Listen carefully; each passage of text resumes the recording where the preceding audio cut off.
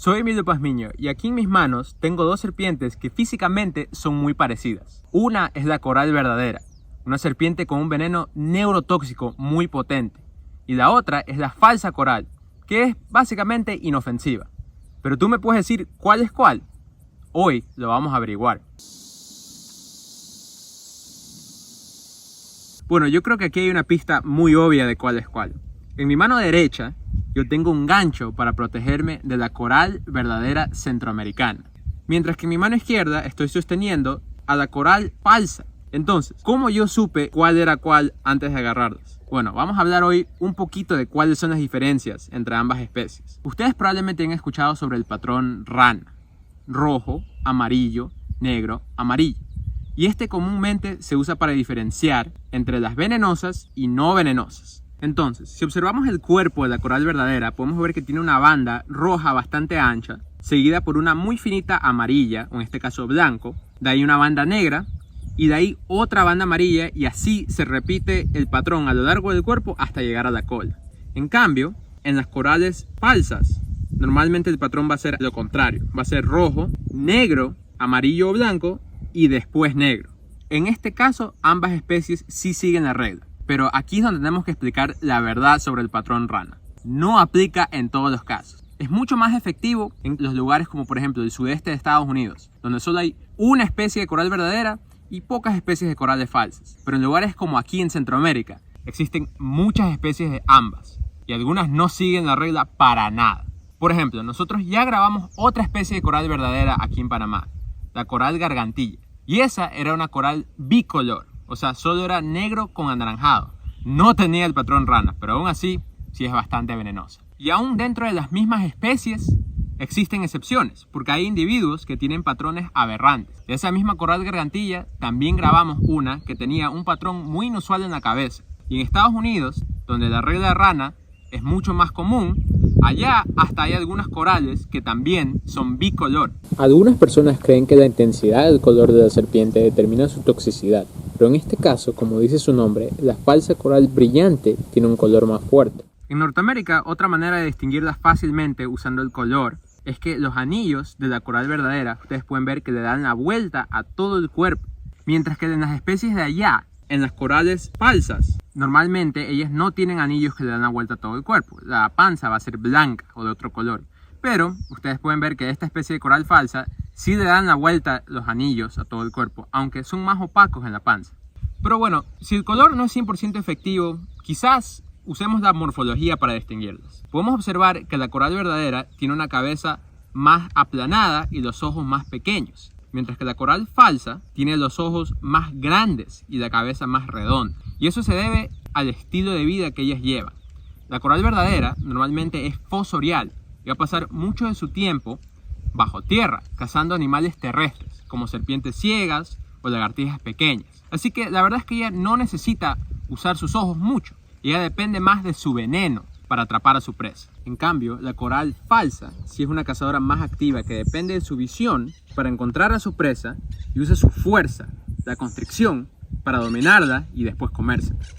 Pero sí hay algunas especies, por ejemplo, esta que está aquí, que sí tienen un veneno que, aunque es débil para nosotros, sí es bastante tóxico para su presa, como por ejemplo las ranas que ella come. Aún así, la morfología de las corales falsas es mucho más diversa, porque a diferencia de las corales verdaderas, que pertenecen todas al mismo grupo, hay diferentes géneros de corales falsas que taxonómicamente son muy diferentes, como por ejemplo la Lampropeltis, la Erythrolampus, la Pilocercus.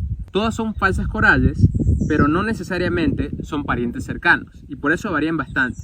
Incluso en Norteamérica hay otra especie, la serpiente escarlata, que es igual de fosorial que la coral verdadera. Y ella en cambio tiene un hocico bien puntiagudo, a diferencia de la cabeza redonda de esta especie de aquí. Otro buen indicador puede ser el tamaño.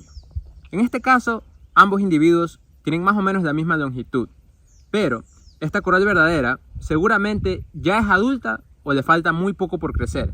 En cambio, esta coral falsa aún le falta bastante por crecer. Ellas pueden llegar hasta 1,5 metros de longitud. Y cuando llegan a su máxima longitud, normalmente las corales falsas van a ser mucho más gruesas. Pero algo que sí comparten ambos grupos es que las dos pueden ser ofiófagas, lo que significa que comen otras serpientes. Incluso, a veces la coral verdadera se puede comer a la coral falsa o la coral falsa se come a la verdadera. Si ellas se llegasen a encontrar en la naturaleza, lo que va a determinar quién se come a quién va a depender del tamaño de los individuos, de su velocidad y quizás de cuál de las dos tenga más hambre. Así que estas son algunas de las maneras de diferenciar entre una coral verdadera y una falsa. Pero se habrán dado cuenta que para cada característica hay excepciones. Entonces, la realidad es que no hay una manera singular, universal, 100% efectiva de saber si una serpiente es venenosa o no venenosa. Pero la verdadera pregunta del día de hoy es, si tú te encuentras con una serpiente tricolor, ¿qué deberías hacer? Bueno, el día de hoy voy a dar dos recomendaciones. La primera va a ser para las personas que están interesadas en las serpientes o en la herpetología en general. Y la segunda va a ser para las personas que no tienen ningún interés en atrapar ninguna serpiente. La primera recomendación: si vas a manipular una serpiente, no basta con simplemente saber si es venenosa o no. Tienes que poder identificar exactamente con qué especie estás trabajando. Hay maneras más específicas de hacer esto. Puedes contar y ver el tamaño de las escamas que tienen ciertas partes de su cuerpo, como por ejemplo en la cabeza. Ellas son muy características de ciertas especies.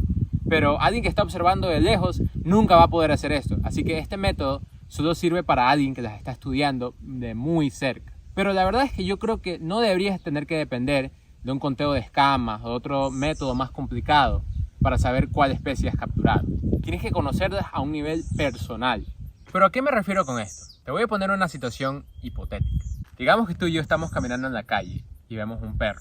Yo te pregunto, ¿qué raza es? Inmediatamente tú me vas a poder decir si es un pastor alemán, un chihuahua, un pitbull, un rottweiler, etc. Y si yo te pregunto, ¿cómo sabes? Tú te vas a poner a pensar y después de un rato vas a poder decir por el tamaño, por el color, por la forma de las orejas. Pero tú cuando recién viste al perro no pensaste en estas características. Tú ya sabías cuál era la raza porque las conoces. Así mismo tiene que ser con las serpientes. Solo con verla ya tienes que saber cuál es la raza, o en este caso, la especie del animal. Pero ahora vamos a la segunda recomendación, para los que le tienen miedo a las serpientes. Observen que aquí yo tengo a una de las serpientes más tóxicas del planeta. Este veneno neurotóxico fácilmente podría matar a múltiples personas con una sola dosis. Pero como pueden ver, este animal es completamente dócil. Ella viene hacia mí ahorita solo porque quiere escapar. Ella no me está tratando de morder, no está abriendo la boca. Las corales, a diferencia de las víboras, no son para nada defensivas. Su estrategia de defensa es primero huir y enterrarse. Ella no quiere desperdiciar ese precioso veneno que toma muchísima energía en producir. Así que si tú te encuentras una coral, ya sea verdadera o falsa, lo único que tienes que hacer es moverte. Ella va a continuar en la dirección que está yendo y no te va a perseguir. Este animal es completamente dócil si es que tú no te le acercas y por supuesto si es que no la tocas. Pero bueno, yo creo que ya es hora de soltar a estas hermosas serpientes que nos han servido como un guía viviente el día de hoy. Pero ahora sí, solo queda una cosa más por decir. Bueno muchachos, hasta la próxima.